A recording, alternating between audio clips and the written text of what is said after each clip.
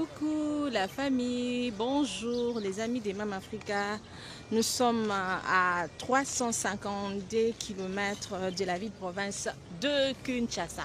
On va essayer de parler un peu, de cette ville. Comme vous voyez, ces ponts, directement pour comprendre que nous sommes à Matadi. On va essayer de parler un peu de cette grande ville. On va essayer de parler, de sillonner un peu.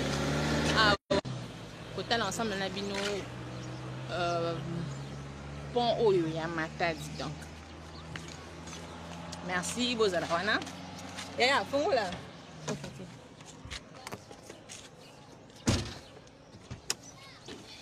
Attends un peu.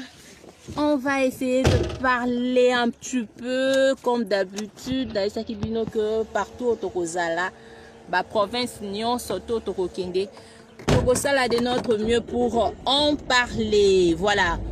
Pour aujourd'hui, nous sommes à Matadi. Bah ressortissant Matadi, Mbote na Beno. Mbote na Beno Nyonso, c'est ça hein? Oui, oui. Mbote na Beno, nous sommes chez vous. Nous sommes chez vous. On a besoin d'un port Maréchal. Voilà, on parle un peu de Matadi. Matadi est un port de la République démocratique du Congo et la capitale de la province du Congo central. Nous pouvons encore retenir que la ville est fondée en 1886 pour acheminer de marchandises vers l'intérieur par la rive gauche du fleuve. Donc Matadi yango banimbo kabo na awa. Donc tout ça na port Maréchal. Yoka bote na yebisa bino tala mboka na biso tala batika RDC boka bola RDCT po degra bote onga na omona awa. Tala botika ko kabula RDC ko RDC za gu tozana nyonso na ko sabino te. Hein? Avant to ninga poto to ninga sopi ba mboka mususu tala non mboka na biso moko yoka bote za a. Je vous jure que RDC est merveilleux. Ils merveilleux. Soukanamboka bako sabinote. On parle un peu de Matadi pour retenir que Matadi dans l'ensemble ezali na 245 860 habitants. Donc c'est une zone habitants basa penza et belé awa superficie à Matadi ezali bongo 110 km. Par rapport à l'élection au Tekole Kabaza qui bongo na 3 députés élus na ngambo ya Congo central awa topé Matadi mais moko otiko kufa député moko otiko kufa comme on lisusu nani maman Belonda maman Malonda oui maman Malonda zali moko ba député awa na Matadi malheureusement otiko kufa tala mabanga tala bino moko botala ko hein quand la maman Afrique elle parlait. Quand il y a de merveilles dans notre pays, il faut qu'on se les dise, Bandeko. Hein, Talambo Kaboye, Talabote à Matadi, je vous jure, Penza. Yoka Bakoline. Hein, Talabote, Karaya, quoi qui t'aime à l'émission? Ah, on attend. Baimboka, je vous jure, bon, puis ça va commenter en abîme, ça la bien. Et ça la bien, et ça la bien. T'as beau ça, moi, va commenter, beau partager pour nous encourager la Mam Africa. Et ça la biso ba bien. C'est vrai qu'on va nous demander la carte nabiso, la facture nabiso, parce que avant d'entrer ici, il faut payer. Avant de filmer aussi, il faut payer. On a nos factures. Donc,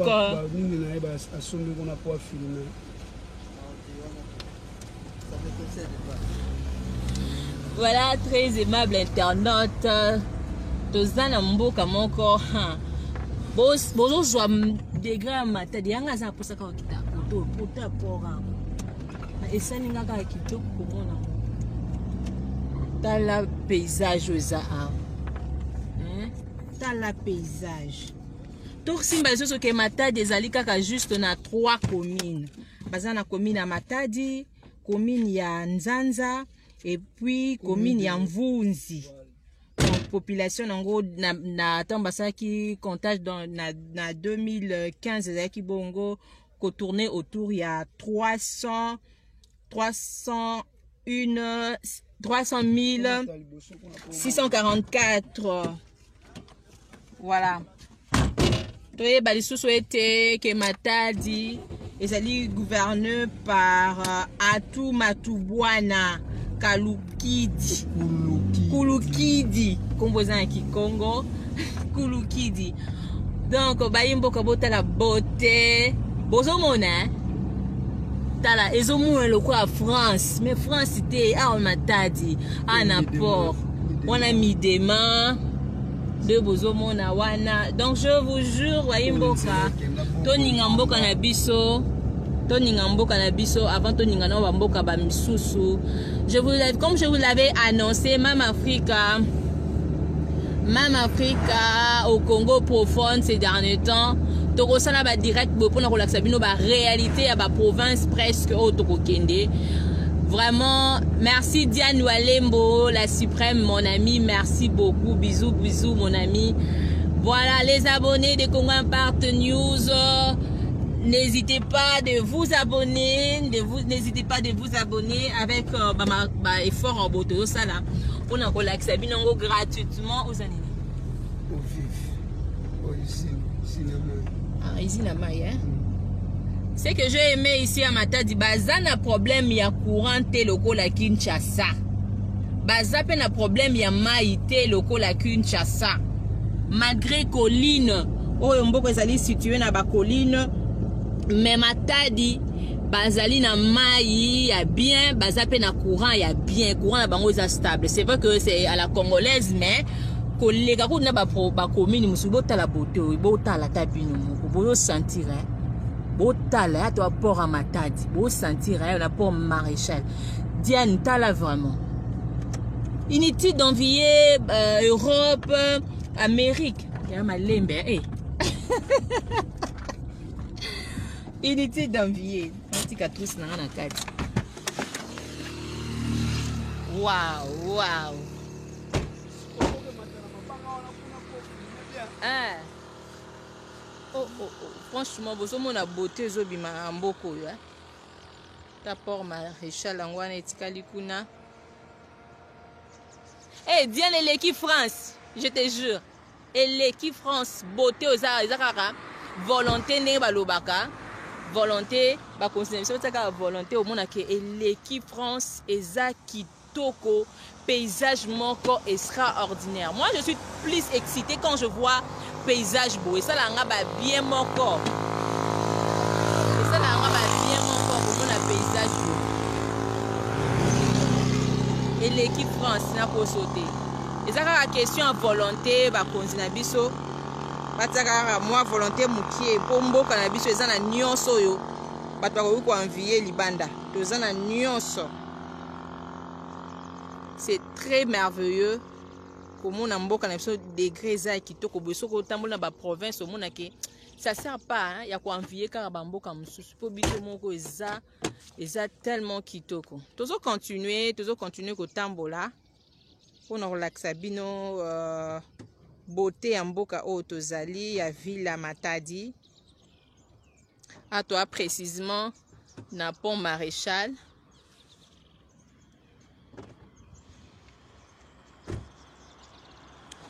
Le col de la Madeleine Koloba, Matadi doit son existence au début des travaux de construction de la ligne de chemin de fer Matadi Stanley Paul en 1890 et aussi aux travaux de construction de grands ports internationaux dont les travaux de terrassement ont débuté déjà en 1886, d'où la célébration du premier centenaire a eu lieu en 1986.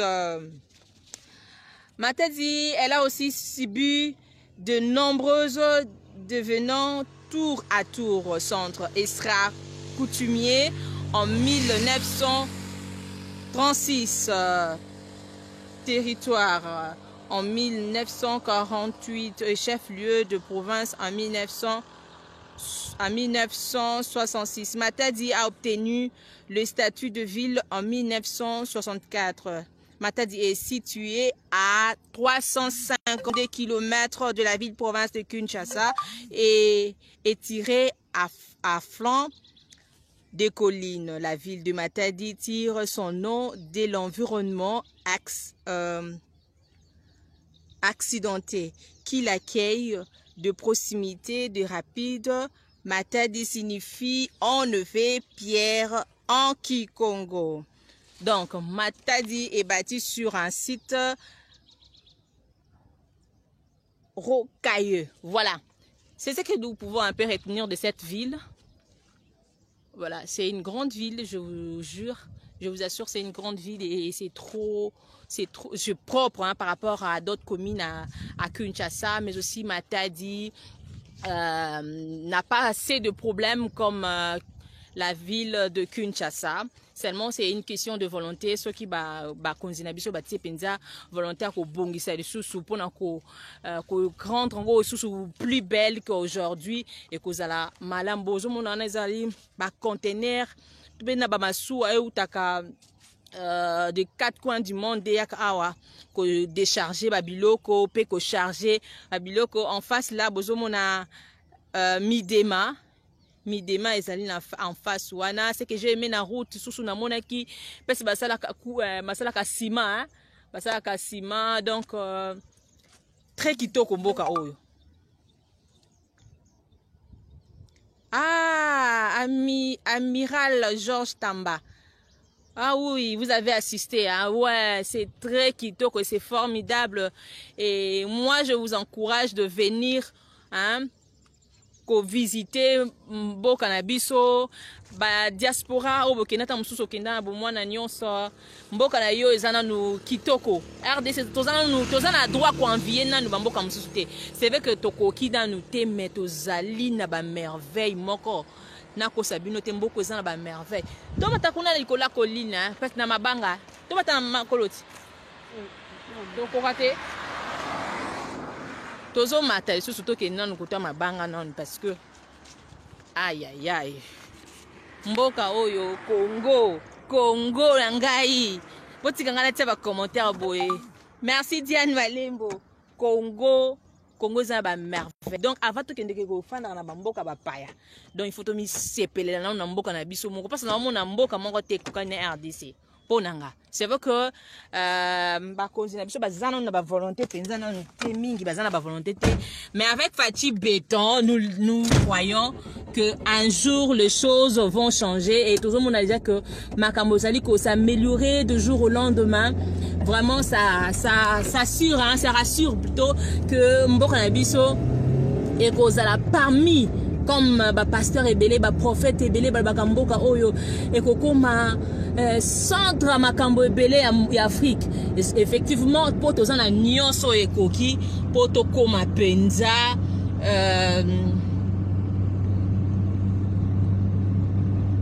Kevin Pinto Kinshasa ezaka na makambo nango mais avec le gouverneur Gentili Ngobila le chef de l'État, ça promet que Makambo bien peine à Kinshasa et Koya.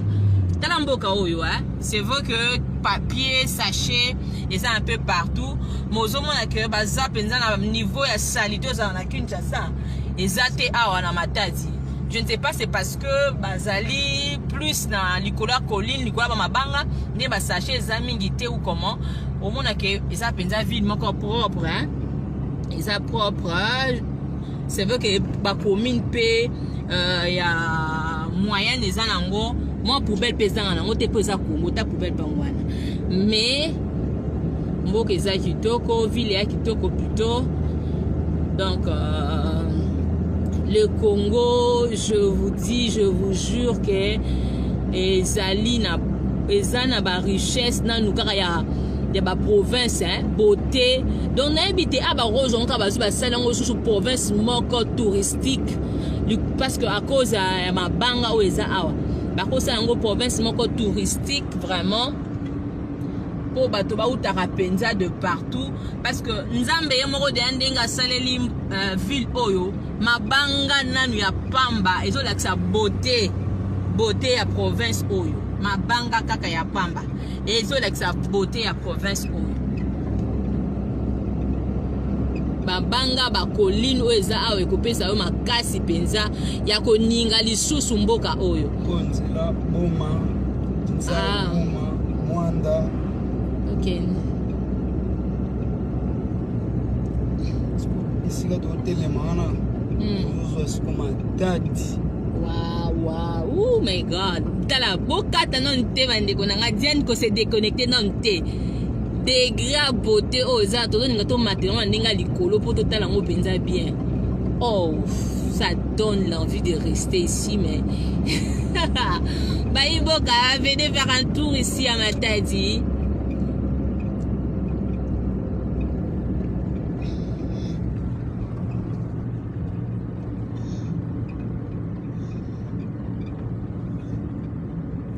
Mboko, c'est pas que ezali kotongama, c'est vrai que la construction ezali kobakisama, mais c'est différent avec Kwango tokendaki l'autre fois. Kwango ezana penzana na moi ciment, basali kaka na route moko asphaltée, mais atozomona basana ba route ebele ezali asphaltée.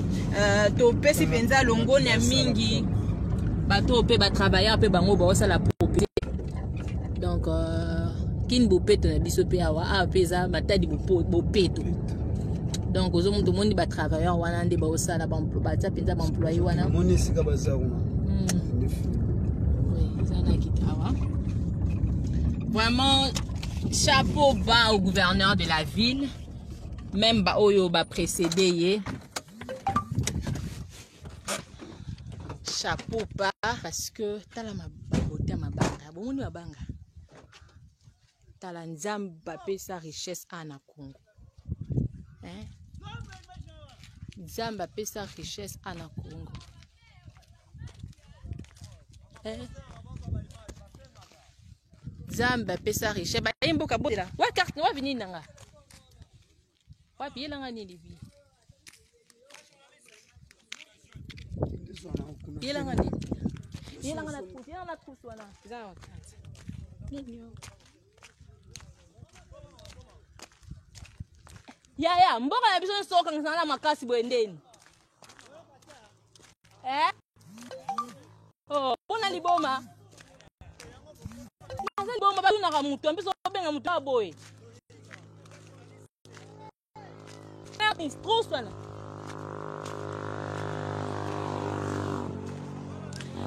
bayaya biso nyonso bana mboka moko na ye obosanga kwa mutu mosusu na liboma te yaya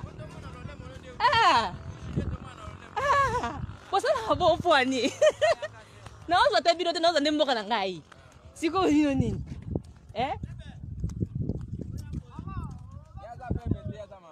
ya na ta mama bayibo ko bonde bakayinga awa mboka na biso nyonso posala bo pwani ya ina nga trousse nga ya mbako ndako na biso nyonso ya yimo kati voilà, tu vois, mboka daza ba biton ya Matadi awa. C'est normal, faut batuna parce que c'est normal de filmer pour la carte.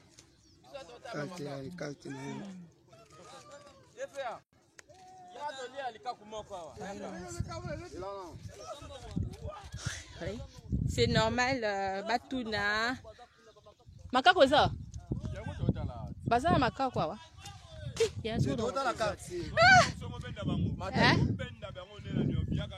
C'est là. Oui. What makako? Ba so tangani place. Makako ba utwe. Ba utara na sebo. Makako wa journaliste. Ba utwe. Bauti na zamba o. Ouais zamba utwe. Zamba ukazomona isobe o basaka tamata. Wow. Ona sise koloba te ba imboka. Na sise koloba te tala merveille bona isa no mboka eza na beauté penza. Yango mona ke baninga bakabola biso jamais. Ni tala makako azobima awa, toza kota port Maréchal. Bidenda. Nini Bidenda. toza bidenda ni port ngambo a pont na bidenda ta makako moni ba makako bango sote na nzita mbila o na mona o ya mikia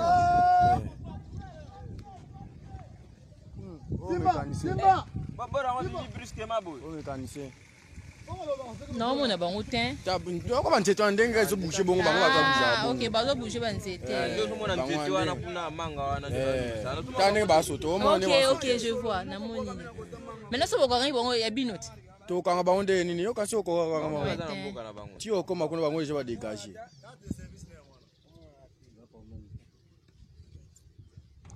wow vraiment moni ya mikie wa mais mikie babi ya mikie bana o minene to amusika mais comment c'est possible zamba ngo za mikie mais bango bafanda wana bafanda kana zamba mikie baka kolia Mama kako totala. To benza journaliste sa so ba image. Nzekama wane ba samba ngo fort. Ah voilà ba imboka bozomo na mboka na biso na leko loba mino na mutuka mais bozomo na que tozana na ba richesse ebele tozana no éviter bo mengo nzamba pesa biso na ete na loba ndenge ni taka na mwa minute na ye mukia wa tozomo ensemble na bino comment c'est vrai que tozomo nango difficilement bozomo na image mais ba makaku baza wana bazo bouger banzete ta bango wana bazo bouger je vu tala monia na moni ta ne ba sauter Au forêt équatoriale ba sauter fort ta musu ya wana kuna na kapsu do ba uti zamba na bango kuna ba ye awo ba ka ndeko ya ya boy so ba uti boy te ba batamba ka boy so be ba yeti ya ingénieur na ebisie so asisi azoya voilà beaucoup plus de moi ma salutation na bana kinti o ba na biso ta musu na Kinshasa moi mbote moi liloba pe par rapport esika bozali et ça là moi bien loba ko bade oui ça ba image total na matadi awa a dona zamba ti tona matadi ati to mona a to ana boko 1 bidenda boko 1 place précisément na bidenda to tona boulot a to sala ba chinois mais place on to za zamba bino mo bomona ba makaku osakana ba osote mage to souffrir na Congo mais to saka ka bino bo souffrir na table la province musu na moni bino kutu boza bien to souffrir musoni to sala ya malu to sa musa to souffrir est-ce que travers rose en état azande ni pas dans l'état bien pas dans la tenue normale travers rose en état tu pas dans la tenue normale to sa musa ba chinois to sa musa la passe travers na compagnie rose na tenue musala na sengle na nini mapapa ngane tinga boy na nga dende ya sa kuna bango mona ngote tala no ndako ba travailler rola na place ya nini ouais bon anga rona oh Canal Kin Congo Impact News oh ndako wana nde ya hiver wana ba imboka on dit que Kinshasa Congo plutôt partout dans la réalité nango mais quand même bozo ko so salaire on a bino bien salaire za muke za bien mais za muke salaire za bien nini salaire za mabe o salaire za bien quoi combien za bien hein tiki moi si musika na ko sala musala yo za wapi yo za na boka ni yo fa na boma o lowe boma ndio yo travailler a rien que tenir pas mon bénéfice montagne na ça est-ce que ça tenir compagnie nous sommes la tenir na mbongo na ozo ya salaire tita pour mbongo kulia awa ya kulia na mais bon on peut sanga idée quand même yo za na kin ngale witiki ah oyo bona Kinshasa kuno mona musala te o tenga na chofa batindinga soto ye grec nde ezumi mabiso ngere bitindinga mena oya atina komia ni pala rovanda komi a dépouiller vous siko tongo ko mofanda wapi mitukele zo pala ozi na mbongo na yo moko na mbongo entreprise te ya mamboto na mbongo na salaire na zo pala pour le moment baimboka omoni toyaki maka mosusu mais toko tomoni eloko boye tokoko tika te parce que ce sont nos frères toujours faut dénoncer il faut dénoncer quand il y a à dénoncer ah obanga bobangi ya oh yeah Voilà. Bayimboka. Abo inatiki na ngai. Voilà Bayimboka. Eh, c'est vrai que komata ah ezali panangu bate hein.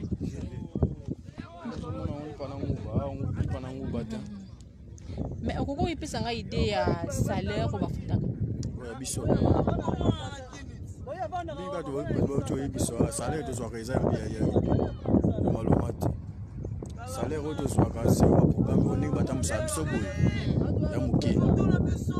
Ona bicho ne to abo biso tune to zao. Muto avanja wazati biso to aba. Donc bauti de partout boyo ko sala ana matadi pa ba chinois. Boyo ko casser ba mabanga oyo hein. To sala ni sana porte na bord. OK. Bayimboka c'est toujours comme ça dans notre pays ba chinois comme bazwara. Ba marché, tant bazu marché, ba travailleurs oza bandeko na biso ba congolais bazo ko subir. Voilà. Bazo maltraiter ba travailleurs. Na salaire eza malamu te comme bozo ka bazolo ba, ça fait trop mal. C'est vrai que nous étions venus pour faire autre chose, mais tokuta ina problème au bakonzi, bozo ko interpeller bino bande ko na biso awa. Bande ko na biso baza awa. Okinde ba dénoncer parce que bazo mériter salaire à malonga. Moi je suis venu avec na moni pa bande na biso mususu. Comment bango mo mndele bazaka na solidarité? Ceux qui aillent quelque part, aillent travailler, au monde que bakopé ça est logement et puis kolia na ye kozala assurer transport na ye ezali enclin na kati. Malheureusement tokutani a on a bande ko na biso lo lenge bolobi na ko bandela te butoki ndenge bango bazoloba. Donc ça fait trop mal hein, ça fait trop mal. Comme on a la même chose. Tokokuta tena congolais moko to batenga bafutanga bien. Tokokuta na ngote. Na congolais nyonso mingi balila kaka o salaire eza malonga te. C'est vrai que na laximi o boté mboka o me ba kondi pe bozwa charge bolandela ka pe ba travailleurs ya o ba ko travailler ba employé plutôt ya ba société comme par exemple na entreprise o comment on nini Grec 7 musana ya bino zaka ya ba bosanga musala ka ya mabanga ba ko sala route nationale mais salaire eza malonga te. Voilà, toujours continuer pour l'exabino Matadi, pour l'exabino Villa Matadi au Tozali. Merci beaucoup. Chérie, on part, hein? Il est où?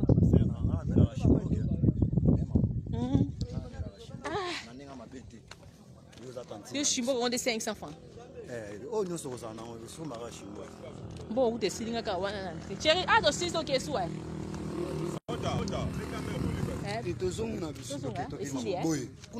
boye wabeba popoto boye tobiso mo tosala nkatema na o bato babata mabe toke biso mo tosala nkatema na china. Ah merci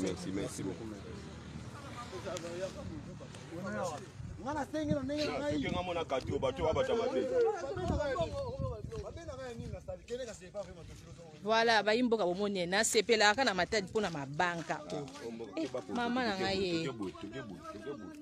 Bon mama bango basala ka ciment bazelote. Ah, mabango yango ba mélanger na ba carbone. On sala pe ba ciment. Te o ba mélanger yango na ba carbone. On nika pona sala ciment. Voilà, Bayimboka bomone. On de mabanga o basala ka ba mélanger ka na carbone pour na sala ba ciment. Voilà. Voilà. Merci beaucoup. Merci beaucoup. Laissez-moi vos commentaires afin de nous encourager. Merci beaucoup les amis de Mama Africa. Merci beaucoup. Bye bye. Tout ça c'est fort. Si possible que soit cité, mais aussi que soit gouverneur de la ville. Je le crois fermement. Bisous.